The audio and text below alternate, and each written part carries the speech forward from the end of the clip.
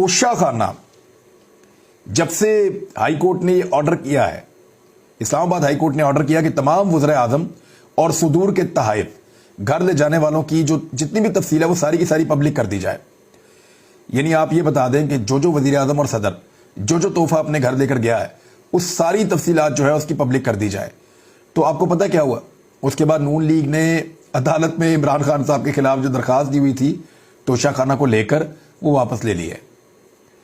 یہ کیا بات ہوئی کہ اگر آپ نے پکڑنا ہے تو خالی عمران خان کو پکڑو، اور اگر آپ نے پروپیگنڈا کرنا ہے تو خالی عمران خان کے خلاف کرو، لیکن جیسے ہی وہ قانون اس کا اطلاق پی ایم ایل این کے اوپر ہوگا ویسے ہی ہم اپنا کیس واپس لے لیں گے. بھئی ڈر کس بات کا ہے؟